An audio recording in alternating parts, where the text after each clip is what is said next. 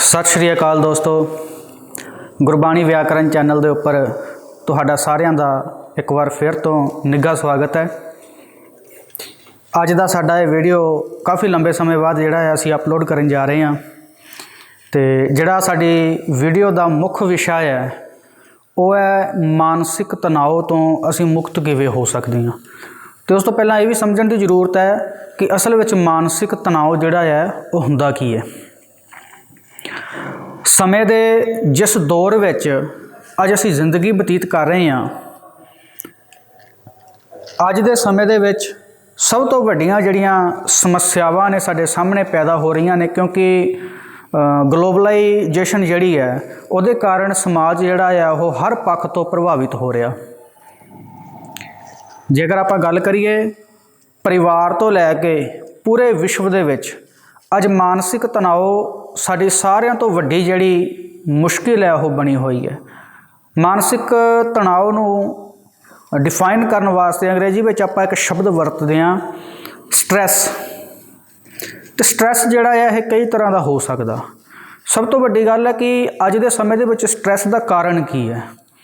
जिवें कि मैं पहलां ही गल कीती कि अज दा जिहड़ा समाज है ना वो एक अपने विकलोतरे पद्धर के उपर जीवन बतीत नहीं कर रहा, इकल्ले पद्धर के उपर जीवन नहीं बतीत कर रहा, बल्कि मोबाइल, इंटरनेट, कंप्यूटर, लैपटॉप, ये सारिया जड़ियाँ चीज़ां ने इन्हां नूं विश्व नूं एक खेतर दे विच लिया के बन दिता, जिन्हों आपां बहुती बार ग्लोबल पिंड भी कहने हैं।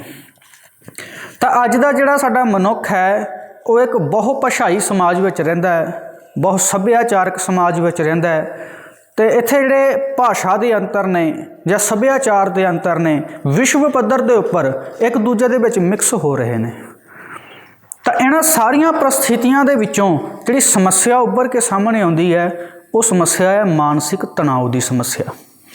हुण सब तो वड्डी जिहड़ी गल समझण वाली है वो ये है कि मानसिक तनाव नूं अजे तक डॉक्टरां ने जिहड़ा है उहदे बाबत स्पष्टीकरण पेश नहीं किया चंगी तरह दे नाल कि उहनूं किस तरह दे नाल असीं डिफाइन कर सकीए। आम तौर के उपर जिहड़ा तनाव है ना वो दो तरह दे नाल काम करदा। कई बार की हुंदा कि जदों असीं बहुत डरे हुए हुंदे आ जां असीं कोई दौड़ लगाउणी हुंदी है तो उस तो पहलां साडे अंदर घबराहट हुंदी है। तो वो जिहड़ी घबराहट है जो तत्फट रूप दे विच भाव जल्दबाजी दे विच मनुख नूं फैसला लैण वास्ते मजबूर कर दिंदी है, तो वो एक तनाव की अवस्था हुंदी है। मतलब सिंपल भाषा दे विच तनाव जिहड़ा है वो दो पद्धर दे उपर काम करदा, एक चंगा तनाव तो दूसरा जिहदा माड़ा प्रभाव साडे दिमाग के उपर पैंदा है। हुण सब तो पहलां असीं चंगे तनाव दीआं कुछ क एग्जाम्पलां देखदे हां कि चंगा तनाव है की है। जदों असीं कुछ जिवें मैं पहलां जिक्र किया कि असीं किते दौड़ना होवे जां कोई असीं निर्णय करना होवे तां तटफट साडा जिहड़ा दिमाग जो रिएक्शन दिंदा है जां जो असीं निर्णय करदे हैं वो एक तनाव कारण हुंदा। तो यह जिहड़ा तनाव है ये साडे शरीर वास्ते वधिया हुंदा है, क्योंकि इस तनाव के कारण साडे अंदर हौसला आ जांदा, साडे अंदर शक्ति या ऊर्जा जिहड़ी है वो उत्पन्न होंदी है, या ये तनाव जिहड़ा है वो सानू हिम्मत दिंदा है कि असीं जिहड़ा काम है उहनूं वधिया तरीके दे नाल कर सकीए। और उस काम नूं करन तो बाद सानू राहत महसूस हुंदी है, खुशी महसूस हुंदी है, और उहदे नाल की हुंदा जिहड़ा साडे मानसिक तनाव है वो भी हौली हौली घटदा जांदा। पर जिहड़ी साडे वास्ते समस्या है वो ये है कि असीं मानसिक तनाव का शिकार होने तो बाद मनोरोगी हो जाते हैं। मनोरोगी तो भाव मतलब ये मानसिक तनाव का या तनाव का दूसरा रूप है। जदों तनाव पैदा तो हो जाता पर असीं इन्ने समर्थ नहीं होंदे कि उस तनाव का असीं मुकाबला कर सकीए, तो फिर वो साडे दिमाग दे परेशान कर दिंदा। ये जिहड़ा मानसिक तनाव है ਇਹਦਾ ਇੱਕ ਨੂੰ ਇਹਨੂੰ ਆਪਾਂ डिप्रैशन ਦੇ नाम ਦੇ ਨਾਲ ਵੀ ਜਿਹੜਾ ਹੈ ਨਾ ਉਹ ਕਈ ਵਾਰੀ ਬਹੁਤੀ ਵਾਰ ਵਿਆਖਿਆ ਕਰਦੇ ਹਾਂ ਇਹਦੀ। ਤਾਂ डिप्रैशन ਦੇ ਵਿੱਚ ਜਦੋਂ ਮਨੁੱਖ डिप्रैशन ਦਾ ਸ਼ਿਕਾਰ ਹੋ ਜਾਂਦਾ ਤਾਂ ਅਕਸਰ ਉਹਨੂੰ ਦਿਲ ਦੇ ਦੌਰੇ ਦਾ ਤੇ ਜਾਂ ਹੋਰ ਕਈ ਤਰ੍ਹਾਂ ਦੀਆਂ ਜਿਹੜੀਆਂ ਬਿਮਾਰੀਆਂ ਨੇ ਉਹਨਾਂ ਦਾ ਜਿਹੜਾ ਜੋਖਮ ਹੈ ਉਹ ਲੱਗਿਆ ਰਹਿੰਦਾ। ਹੁਣ ਪੰਜਾਬੀ ਸੱਭਿਆਚਾਰ ਦੀ ਆਪਾਂ ਗੱਲ ਕਰੀਏ ਜਾਂ ਸਾਡੇ ਜਿਹੜੇ ਆਮ ਲੋਕ ਨੇ, ਆਮ ਜਨ ਜੀਵਨ ਨੇ, ਜਾਂ ਜਿਵੇਂ ਸਾਡੇ ਪਹਿਲਾਂ ਤਾਂ ਵੱਡੀ ਉਮਰ ਦੇ ਜਿਹੜੇ ਲੋਕ ਸੀ ਉਹ ਡਿਪਰੈਸ਼ਨ ਦਾ ਸ਼ਿਕਾਰ ਹੁੰਦੇ ਸੀ, ਪਰ ਹੁਣ ਆਮ ਤੌਰ 'ਤੇ ਇਹ ਵੇਖਣ ਵਿੱਚ ਆਉਂਦਾ ਹੈ ਕਿ ਛੋਟੇ ਛੋਟੇ ਬੱਚੇ ਜਿਹੜੇ ਨੇ ਉਹ ਵੀ ਮਾਨਸਿਕ ਸੰਤੁਲਨ ਜਾਂ ਜਿਹੜਾ ਨੇ ਜਾਂ ਮਾਨਸਿਕ ਮਨੋਰੋਗੀ ਹੋ ਜਾਂਦੇ ਨੇ, ਮਾਨਸਿਕ ਬਿਮਾਰੀਆਂ ਦੇ ਸ਼ਿਕਾਰ ਹੋ ਜਾਂਦੇ ਨੇ। ਅੱਜ ਦੇ ਸਮੇਂ ਦੇ ਵਿੱਚ ਬੱਚਿਆਂ ਦੇ ਵਿੱਚ ਵੀ ਜਿਹੜਾ ਮਾਨਸਿਕ ਤਣਾਅ ਹੈ ਉਹ ਵੱਡੇ ਪੱਧਰ ਦੇ ਉੱਪਰ ਜਿਹੜਾ ਹੈ ਸਾਨੂੰ ਦੇਖਣ ਨੂੰ ਮਿਲਦਾ ਹੈ। ਹੁਣ ਕਾਰਨ ਇਹ ਆ ਕਿ ਬੱਚੇ ਜਦੋਂ ਪੜ੍ਹਾਈ ਦੀ ਟੈਨਸ਼ਨ ਲੈ ਲੈਂਦੇ ਨੇ ਜਾਂ ਹੋਰ ਸਾਡੇ ਸਮਾਜ ਜਾਂ ਪਰਿਵਾਰ ਦੇ ਵਿੱਚ ਚੱਲ ਰਹੀਆਂ ਗਤੀਵਿਧੀਆਂ ਨੇ, ਉਹ ਬੱਚਿਆਂ ਦੇ ਦਿਮਾਗ ਦੇ ਉੱਪਰ ਜਿਹੜਾ ਹੈ ਉਹ ਅਸਰ ਪਾਉਂਦੀਆਂ ਨੇ। ਹੁਣ ਜਦੋਂ ਉਹ ਅਸਰ ਪਾਉਂਦੀਆਂ ਨੇ ਔਰ ਬੱਚੇ ਉਹਨਾਂ ਦਾ ਹੱਲ ਨਹੀਂ ਕੱਢ ਸਕਦੇ, ਇਹ ਪਰਿਵਾਰ ਦੇ ਵਿੱਚ ਹੋ ਰਹੇ ਝਗੜੇ ਦੇ ਬਾਬਤ ਵੀ ਹੋ ਸਕਦਾ, ਜਾਂ ਪ੍ਰੀਖਿਆਵਾਂ ਦੀ ਜਿਹੜੀ ਬੱਚਿਆਂ ਨੂੰ ਸਮੱਸਿਆ ਕਹਿ ਲਓ ਜਾਂ ਟੈਨਸ਼ਨ ਕਹਿ ਲਓ ਰਹਿੰਦੀ ਹੈ, ਜਾਂ ਫਿਰ ਪਰਿਵਾਰ ਦੇ ਅੰਦਰੂਨੀ ਮਾਮਲੇ ਨੇ ਜਿਹੜਾ ਕਰਕੇ ਮਨੁੱਖ ਜਿਹੜਾ ਹੈ ਜਾਂ ਬੱਚੇ ਜਿਹੜੇ ਨੇ ਉਹ ਮਨੋਰੋਗੀ ਹੋ ਜਾਂਦੇ ਨੇ। ਅਸਲ ਦੇ ਵਿੱਚ ਭਾਵਨਾਤਮਕ ਪੱਧਰ ਦੇ ਉੱਪਰ ਜਿਹੜਾ ਤਣਾਅ ਹੈ ਇਹ ਕੰਮ ਕਰਦਾ ਹੈ। ਹੁਣ ਬਹੁਤੀ ਵਾਰੀ ਕੀ ਹੁੰਦਾ ਹੈ ਕਿ ਸਾਡੇ ਪੰਜਾਬ ਦੇ ਜਿਹੜੇ ਹਾਲਾਤ ਨੇ, ਜੇ ਉਹਨਾਂ ਹਾਲਾਤਾਂ ਨੂੰ ਆਪਾਂ ਮੁੱਖ ਰੱਖਦਿਆਂ ਦੇਖੀਏ ਤਾਂ ਸਭ ਤੋਂ ਵੱਡੀ ਸਮੱਸਿਆ ਉਦੋਂ ਆਉਂਦੀ ਹੈ ਜਦੋਂ ਸਾਨੂੰ ਆਪਣੇ ਦੁੱਖਾਂ ਤੋਂ ਜਾਂ ਆਪਣੀਆਂ ਖੁਸ਼ੀਆਂ ਤੋਂ ਘੱਟ ਤਕਲੀਫ ਹੁੰਦੀ ਹੈ, ਪਰ ਜਦੋਂ ਕਿਸੇ ਦੂਸਰੇ ਦੇ ਘਰ ਦੇ ਵਿੱਚ ਇਹ ਪੰਜਾਬੀ ਜਿਹੜੀ ਹੈ ਨਾ ਉਹ ਆਪਾਂ ਕਹਿ ਸਕਦੇ ਮਾਨਸਿਕਤਾ ਹੈ ਵੀ ਸਾਡੇ ਲੋਕਾਂ ਦੇ ਵਿੱਚ ਨਾ ਦਿਖਾਵਾ ਬਹੁਤ ਪ੍ਰਧਾਨ ਹੈ। ਵੀ ਉਹਨਾਂ ਦੇ ਵਾਸਤੇ ਸਭ ਤੋਂ ਵੱਡੀ ਸਮੱਸਿਆ ਕੀ ਹੁੰਦੀ ਹੈ ਕਿ ਆਪਣੀ ਭਵਾ ਕੰਧ ਢਹਿ ਜੇ ਪਰ ਗੁਆਂਢੀਆਂ ਦੀ ਮੱਝ ਮਰਨੀ ਚਾਹੀਦੀ ਹੈ। ਅਸੀਂ ਦਿਖਾਵਾ ਕਰਕੇ ਜਿਉਣਾ ਜਿਹੜਾ ਹੈ ਉਹ ਪਸੰਦ ਕਰਦੇ ਹਾਂ। ਵੱਡੀ ਗੱਡੀ ਚਾਹੀਦੀ ਹੈ, ਵੱਡਾ ਘਰ ਚਾਹੀਦਾ। ਤਾਂ ਸਭ ਤੋਂ ਪਹਿਲੀ ਗੱਲ ਤਾਂ ਮਾਨਸਿਕ ਜਿਹੜੀਆਂ ਬਿਮਾਰੀਆਂ ਨੇ ਜਾਂ ਡਿਪਰੈਸ਼ਨ ਹੈ ਉਹਨਾਂ ਦੀ ਸ਼ੁਰੂਆਤ ਇੱਥੋਂ ਹੁੰਦੀ ਹੈ। ਮਨੁੱਖ ਦੀ ਜਿਹੜੀ ਰੋਟੀ, ਕੱਪੜਾ ਅਤੇ ਮਕਾਨ, ਇਹ ਤਿੰਨ ਮੁੱਖ ਜ਼ਰੂਰਤਾਂ ਨੇ, ਪਰ ਸਾਨੂੰ ਰੋਟੀ, ਕੱਪੜਾ ਅਤੇ ਮਕਾਨ ਨਹੀਂ ਚਾਹੀਦਾ, ਸਾਨੂੰ ਕਈ ਤਰ੍ਹਾਂ ਦੇ ਖਾਣੇ ਚਾਹੀਦੇ ਨੇ, ਹੈ ਨਾ। ਵੀ ਘੱਟੋ ਘੱਟ 36 ਪ੍ਰਕਾਰ ਦੇ ਭੋਜਨ ਸਾਡੇ ਸਾਹਮਣੇ ਪਏ ਹੋਣ, ਕਈ ਸਾਰੀਆਂ ਅਲਮਾਰੀਆਂ ਕੱਪੜਿਆਂ ਦੀਆਂ ਭਰੀਆਂ ਹੋਣ, ਅਤੇ ਬਹੁਤ ਸਾਰਾ ਵੱਡਾ ਇੱਕ ਬੰਗਲਾ ਅਤੇ ਕਈ ਗੱਡੀਆਂ ਜਿਹੜੀਆਂ ਨੇ ਲਾਈਨ ਦੇ ਵਿੱਚ ਖੜ੍ਹੀਆਂ ਹੋਣ। ਇਹ ਸਾਡੀਆਂ ਅੱਜ ਜ਼ਰੂਰਤਾਂ ਨੇ। ਅਸੀਂ ਸੋਚਦੇ ਹਾਂ ਸਾਡਾ ਸਟੇਟਸ ਜਿਹੜਾ ਹੈ ਨਾ ਉਹ ਇਹਨਾਂ ਚੀਜ਼ਾਂ ਦੇ ਨਾਲ ਹੀ ਸਾਡਾ ਦਿਖਾਈ ਦੇਵੇਗਾ। ਤਾਂ ਪਹਿਲਾਂ ਤਾਂ ਇਹਨਾਂ ਵਸਤੂਆਂ ਦੀ ਪ੍ਰਾਪਤੀ ਸਾਡੇ ਮਾਨਸਿਕ ਬਿਮਾਰੀ ਦਾ ਕਾਰਨ ਬਣਦੀ ਹੈ ਵੀ ਅਸੀਂ ਇੰਨਾ ਸਾਰਾ ਕੁਝ ਕਿਸ ਤਰ੍ਹਾਂ ਦੇ ਨਾਲ ਜਿਹੜਾ ਆ ਉਹ ਪ੍ਰਾਪਤ ਕਰੀਏ।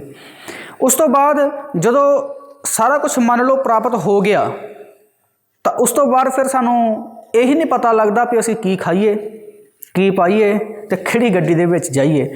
ਯਾਨੀ ਕਿ ਜਦੋਂ ਪਦਾਰਥਾਂ ਦੀ ਪ੍ਰਾਪਤੀ ਨਹੀਂ ਸੀ ਤਾਂ ਵੀ ਅਸੀਂ ਮਨੋਰੋਗੀ ਸੀ, ਜਦੋਂ ਪਦਾਰਥਾਂ ਦੀ ਪ੍ਰਾਪਤੀ ਹੋ ਗਈ ਤਾਂ ਵੀ ਅਸੀਂ ਮਨੋਰੋਗੀ ਰਹਿੰਦੇ ਹਾਂ।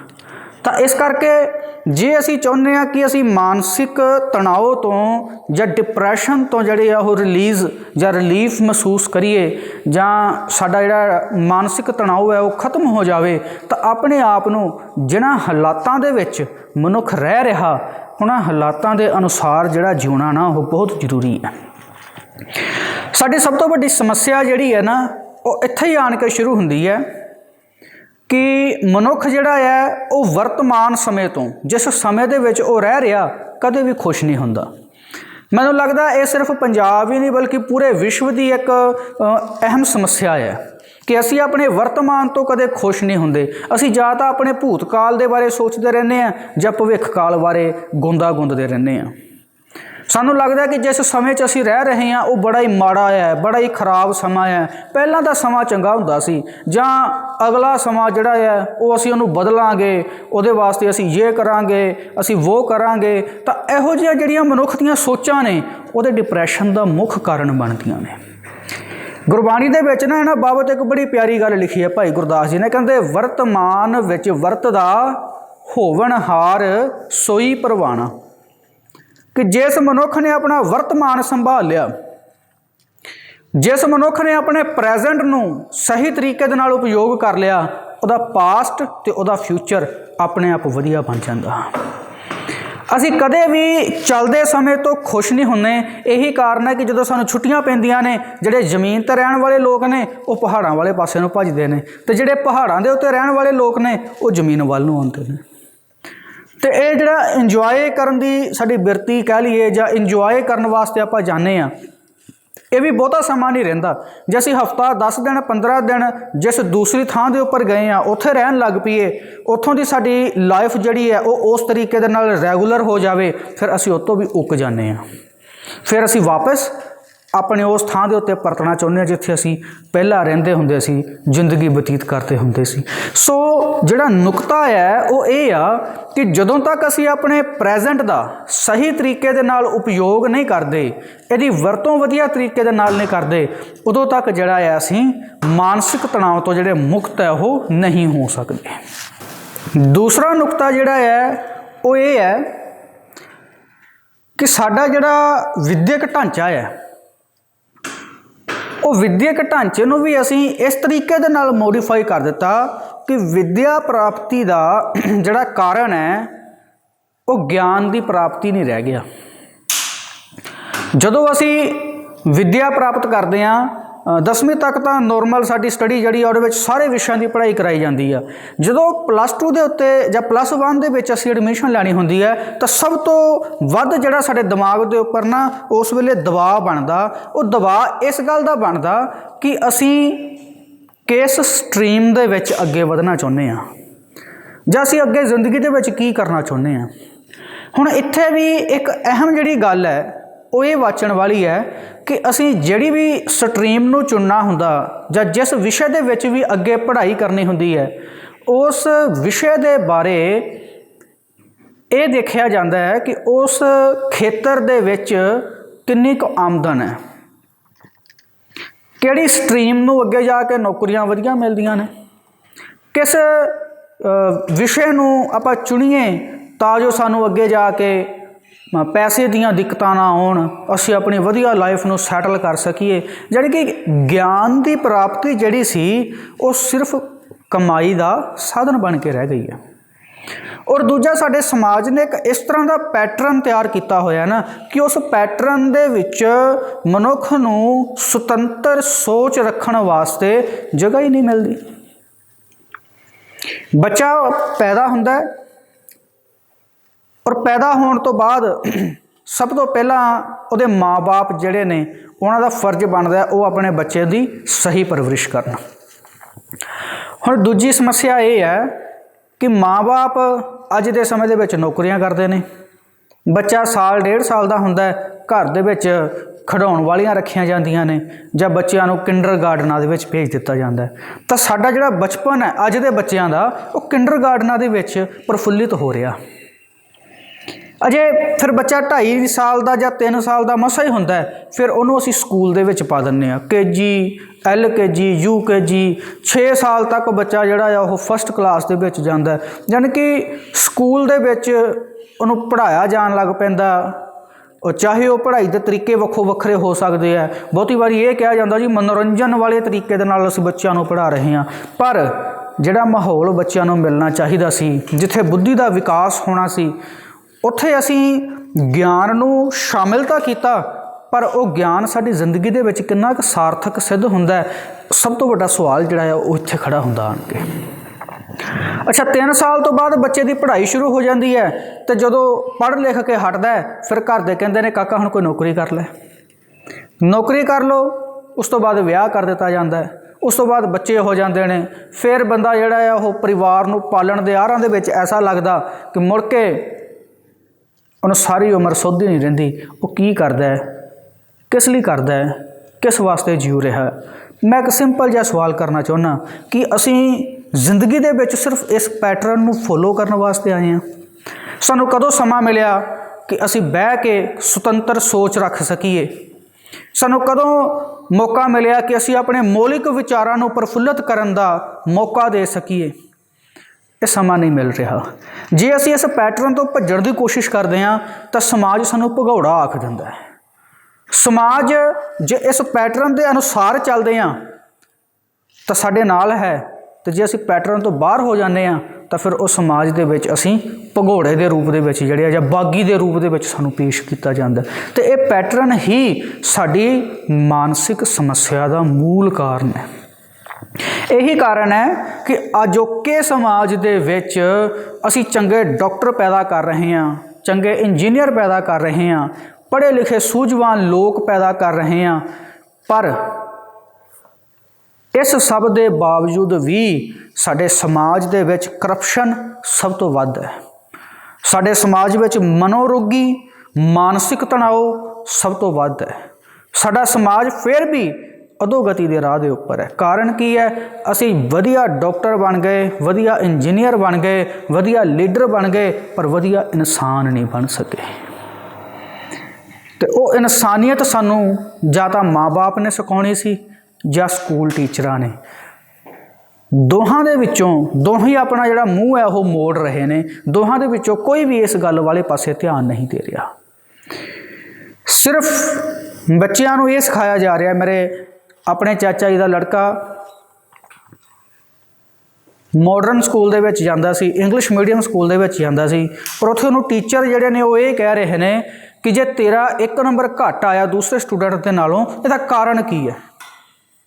तुसीं वध नंबर लैणे ने, वध मार्क्स लैणे ने एक दूजे नूं कुचल के, कोई तुहाडे तो अगे किद्दां निकल जावे। हुण इत्थे विचारन की लोड़ है कि असीं बच्चों के विच कंपीटिशन की भावना पैदा तो करती, पर अपने ही साथियों के प्रति प्यार की भावना, सहयोग की भावना वो पैदा नहीं कर रहे। असीं अपने साथियों दीयां लत्तां खिच रहे हैं, असीं उन्हां नूं कुचल के अगे लंघना चाहुंदे हां।